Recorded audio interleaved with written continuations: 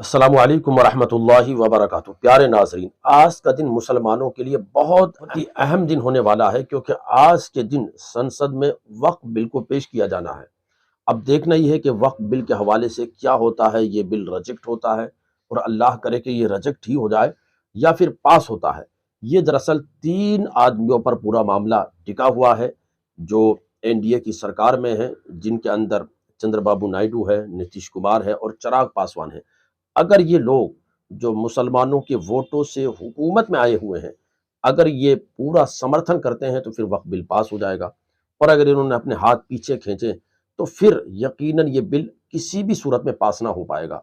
तो वक्फ बिल बड़ा खतरनाक किस्म का ये बिल है, जिसके जरिए से वक्फ बोर्ड के अंदर गैर मुस्लिमों की भी एंट्री होगी, गैर मुस्लिमों को भी बिठाया जाएगा।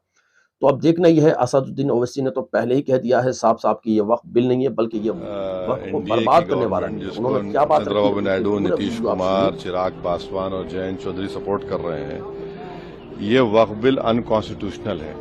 ये वक्फ बिल आर्टिकल 14, आर्टिकल 25, 26, 29 का ग्रेव वायलेशन है। ये वक्फ बिल नहीं है, बल्कि ये वक्फ बर्बाद बिल है ये।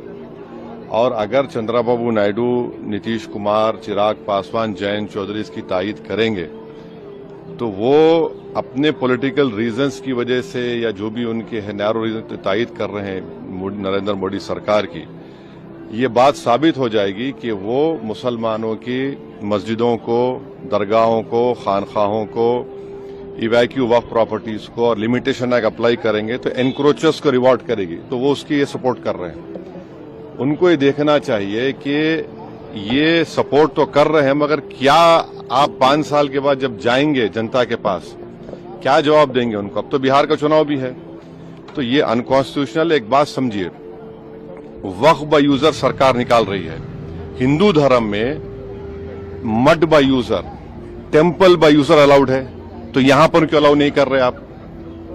हिंदू एंडोमेंट बोर्ड में कोई नॉन हिंदू मेंबर नहीं बन सकता, तो यहां पर आप नॉन मुस्लिम को क्यों बना रहे हैं? तीसरी बात यह है कि एंडोमेंट का जो ट्राइब्यूनल है उसका डिसीजन के खिलाफ आप रिव्यू डालते हैं, यहां पर आप कह रहे हैं कि उसको अपील करेंगे। हिंदू एंडोमेंट बोर्ड में कमिश्नर, कोई भी हिंदू एंडोमेंट कमिश्नर कोई प्रॉपर्टी को डिक्लेयर कर सकता है एज अ हिंदू धर्म की प्रॉपर्टी। कलेक्टर का कोई रोल नहीं हिंदू एंडोमेंट बोर्ड में, क्यों कलेक्टर को लेकर आ रहे हैं आप? तो ये सब जो चीजें कर रहे हैं ना, एक ही मकसद है, मुसलमानों से नफरत, और इस देश में हिंदुत्व की आइडियोलॉजी के तहत ये एक प्रोजेक्ट है जिससे मुसलमानों को उनके रिलीजन से दूर करना, रिलीजियस प्रॉपर्टीज को छीन लेना। हमारा डिमांड एक ही है कि जो चीजें हिंदू धर्म के लिए, एंडोमेंट बोर्ड के लिए सही है, यहां पर गलत कैसे हो रही है? वो जो सिख गुरुद्वारा प्रबंधक कमेटी में कोई नॉन सिख मेंबर नहीं बन सकता, तो यहां पर कैसा कोई नॉन मुस्लिम बनेगा? ये बात आपको समझने की जरूरत है। आर्टिकल 25, 26, 29, 14 का ग्रेव वायलेशन है। पेश होगा और 8 घंटे इस पर चर्चा होगी। तो हमें और आपको करना, अभी जबकि वक्फ बिल पेश नहीं हुआ है, उससे पहले ही आप देख रहे हैं कि आए दिन मदरसों को कहीं सील किया जा रहा है, कहीं मस्जिदों पर एतराज किया जा रहा है, कहीं मकाबिर पर एतराज किया जा रहा है। और वक्फ बिल पेश हो गया तो फिर क्या कुछ होगा, ये हमारे लिए बड़ा ही अफसोस का मकाम होगा। इसलिए देखना यह है कि होता क्या है। शाम तक इसके हवाले से 8 घंटे तक इसमें चर्चा होगी, जबकि लोगों ने मांगी थी कि 12 घंटे इस पे चर्चा हो, लेकिन हुकूमत की तरफ से कहा गया कि 8 घंटे इस पे चर्चा होगी, और फिर इस बिल के हवाले से वोटिंग होगी कि क्या मामला रहता है।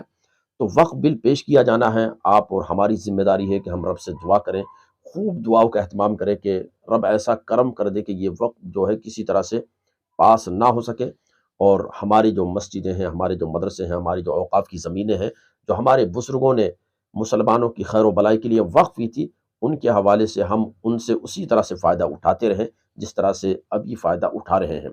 तो देखते हैं शाम तक इसके हवाले से क्या अपडेट आती है। आपसे गुजारिश, इस वीडियो को तमाम लोगों तक शेयर करें, इसको पहुँचाएँ, हर एक तक आम करें, ताकि हर मुसलमान कम से कम इसके हवाले से बेदार हो। अस्सलामु अलैकुम वरहमतुल्लाहि वबरकातुहू।